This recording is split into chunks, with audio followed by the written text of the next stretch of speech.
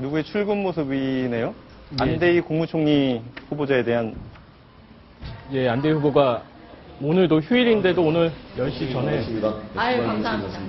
열심히 준비하겠습니다. 네. 정관예우 부분은 어떻게 보시고 다음 이야기 어떤 할게요. 답변으로 해요? 청문회에서 많이 이야기가 없는데 그때 이야기하겠습니다.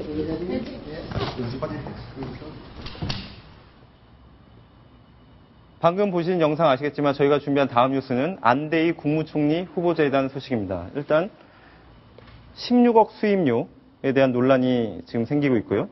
그리고 또 안대희 국무총리 후보자를 내정하면서 정부의 주요 요직을 부산 경남 쪽 인사들이 다 차지했다. 이런 비판의 목소리가 나오고 있다는 소식까지 한꺼번에 전달을 해드리겠습니다. 자, 인사청문회를 앞두고 있는 국무총리 후보자에 대해서 수임료 논란이 일단 벌어지고 있습니다. 어떻습니까? 그 대법관은 그만두고 네. 변호사 생활을 하면서 시간은 뭐 길지 않았습니다. 2013년 7월부터 12월 정도였는데 변호사 수임료도 한 16억 원 네. 지금 나오고 있습니다. 저희 16억 원 정도를 받았고 이 가운데 6억 원 정도는 세금으로 네. 그리고 4억 7천만 원은 이제 기부를 하고 예. 나머지 5억 원으로 아파트를 구입하는데 보탰었다. 이게 이제 현재 안대희 후보가 해명을 한 내용이고요. 네. 그 문제가 된 아파트 구입은 원래 분양가는 16억 정도 됐던 건데 이제 미분양된 거를 이제 뒤늦게 사면서 12억 5천만 원을 주고 샀는데 네. 거기에 이제 뭐 퇴직금과 이제 부인의 자금을 더 보태서 이렇게 샀다는 게 현재까지 아는 거의 해명입니다. 네. 지금 이 16원의 과다 문제가 이제 논란이 될 것 같은데, 근데 다시 저희가 안대희 국무총리 후보자라고 하면은 당시에 2006년도에 국무총리, 그러니까 대법관으로 내정이 된 상태에서 청문회 때 발언들 굉장히 화제가 됐었는데 저희가 그 영상을 준비했습니다. 그 영상을 보시고 이야기를 나눠가겠습니다. 이렇게 구속 기소해서 본인들로서는 회복할 수 없는 정치적인 참 피해를 입고 무죄 판결을 받았단 말입니다. 그러면 이런 억울한 피해자들에 대한 보상은 어떻게 받아야 되는 겁니까? 법원에서 무죄를 받았다고 해서 그 사람이 역사적으로 그 일을 안 했다 하는 그건 아닙니다. 노무현 대통령하고 후보 경선을 했던 이인재 의원, 또 국민의 정부 시절에 박주선 전 의원, 이 세 사람을 보면은 노무현 대통령과 친밀하지 못한 좀 소원한 관계랄까. 또 어떻게 보면 껄끄러운 관계에 있는 정치인들로 후보자가 대검 중수부장으로 재직하면서 이건 좀 무리한 수사가 아니냐, 또 정치권을 의식한 이런 수사가 아니냐는 일부 지적이 있는데 거기에 대해서는 어떻게 생각하십니까? 그 수사 대상이 된 분들이 있지만 여러 수사도 마찬가지입니다. 참 아는 사람도 말고 친분이 있는 사람들도 있습니다. 무죄 확정이 된 박주선 의원 같은 경우에는 저희들이 인간적으로 좀 인간스럽게 생각합니다. 영상 보시면 아시겠지만 그 안대희 당시 중수부장 시절에 수사를 했던 사람들, 뭐 이름이 여러 명 언급이 됐지 않습니까? 그 사람들에서 수사를 했는데 다 무혐의가 판결이 했다. 예. 무리한 수사 아니냐 이런 식으로 또 질문을 하는데 거기에 지금 안대희 당시 대법관 지명자는 물러서지 않는 모습입니다. 예. 어떤 사람들에 대한 무리한 수사가 이루어졌다고 지금 얘기를 하는 겁니까? 당시 이제 그 불법 대선 자금이나 네. 이런 그 남북 협력법 위반 관련 네. 사회적 파장이 컸던 사건들이었는데요. 박지원 전 문광부 장관 네. 그리고 이인재 의원, 박주서 의원 등에 대한 그 사건이었습니다. 네. 결과적으로 이제 대부분 무죄 판결이 났고 그 부분에 대해서 이제 방금 청문회에서 추궁을 받는 그런 자리에서 그 안대희 후보 당시 대법관 후보는 아주 강력하게 이제 좀 그 자기 소신을 밝히는 장면이었습니다. 네. 지금 방금 언급했던 정치인들 다 현직에 있습니다. 다 현직에 있죠. 그래서 이번에 인사청문회가 열리면은 완전히 공수가 뒤바뀌는 것 아니냐. 그렇죠. 특히나 뭐 박지원 의원 이번에 인사청문위원으로 나서는 것 아니냐. 예. 관심이 높았는데요. 저희가 물어봤거든요. 했더니 인사청문위원까지는 나서지 않겠다라고 얘기를 했습니다. 왜냐면요. 본인이 그 사건에 관련됐던 사람들이 직접 인사청문위원으로 나설 경우에는 예. 개인적인 또 원한에 의해서 나선 것 아니냐라는 또 다른 해석을 날 수가 있기 네. 때문에 좀 측면에서 지원하겠다 이런 얘기를 했습니다. 또 하나의 영상이 더 준비가 되어 있는데요. 8년 전에 그 인사청문회 할 때 법조계에 대해서도 안대희 대법관, 당시 대법관 지명자가 일침을 날린 게 있습니다. 그 영상 보시겠습니다.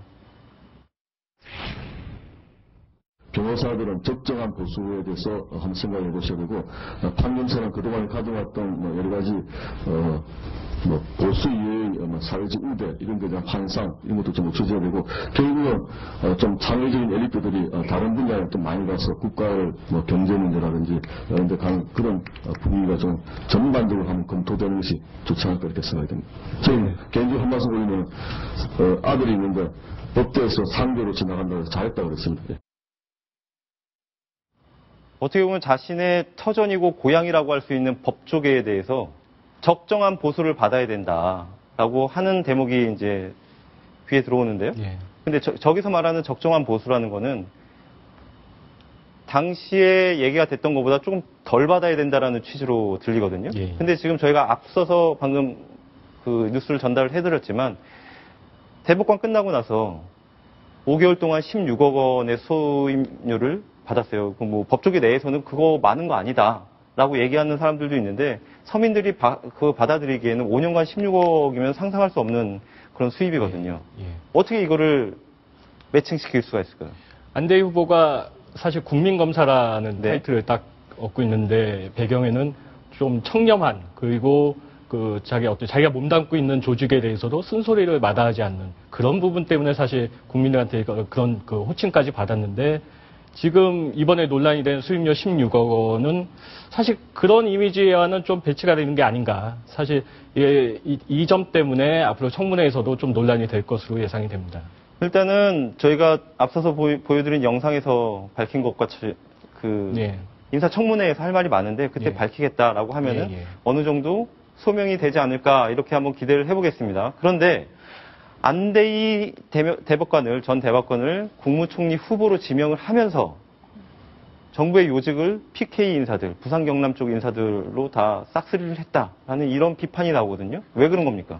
예, 말씀하신 대로 안대희 국무총리 후보자가 경남 함안 출신이고요. 네. 또 최근에 이제 그 국회 19대 국회에 국회의장 후보로 선출된 정의화 국회의장 후보자의 고향 역시 경남 창원이라서 지금 보시는 대로 대한민국 의전 서열 1위부터 5위까지 중에서 대통령을 제외한 나머지가 모두 PK라고 하죠. 부산하고 경남 출신으로 채워지게 됐습니다. 자, 근데 지금 국회의장 같은 경우에는 국회 내에서 여야 의원들의 그 선출로 이루어지기 때문에 사실 이 두 번째 의전서열 두 번째인 국회의장 얘기는 뭐 논외로 치는 게 일단 맞는 것 같은데 지금 박근혜 대통령은 TK잖아요. 네. 대구잖아요. 근데 의전서열 3위, 4위, 5위가 대통령이 대구라면 그냥 일반인들이 생각하기에는 다 TK 인사들로 가는 게 맞는 것 같은데 굳이 PK 인사들이 이렇게 차지를 하고 있는 이유는 뭐라고 생각하십니까? 뭐 일단 청와대 측에서는 이게 뭐 자리에 맞는 사람을 고르다 보니 우연찮게 그렇게 된 것이다라고 설명을 했지만 세간에서는 그 김기춘 청와대 비서실장이 이제 비서실장 또한 그 PK 출신이기 때문에 또 게다가 그 비서실장이 지금 청와대에 있는 인사위원회의 위원장을 맡고 있습니다. 그래서 주요 요직에 지금 PK 출신들이 채워진 것 아닌가 하는 의혹을 사고 있습니다. 네. 지금 국가정보원장 공석이잖아요. 네. 또 굉장히 중요한 자리인 국가안보실장도 공석이잖아요. 그리고 내일부터는 청와대 참모진 개편도 예정돼 있는 상황이고요. 이 PK 편중 인사에 대해서 비판이 나오다 보니까 지역적인 배경도 이제는 좀 고려를 안 할 수 없게 된 상황이다 이렇게 말씀드릴 수가 있겠고요. 사실 대통령이 2012년 대선 당시에 대탕평 인사를 한다고 그랬거든요. 맞습니다. 지역을 모두 아우르는 대탕평 인사를 하겠다고 했는데 지금 이 비판에서는 빠져나갈 수 없을 것 같습니다. 게다가요. 지금 지방선거 앞두고 있는데요. PK 인사 이렇게 많다는 게 선거에 다른 지역엔 도움이 안 될 수도 있거든요. 여러 가지 고려가 있을 것으로 보입니다. 자, 이런 지적까지 나온 상황에서 앞으로 이어지는 개각, 조각, 그리고 청와대 그 참모진의 개편 어떤 식으로 이루어질지 진짜 주목이 됩니다.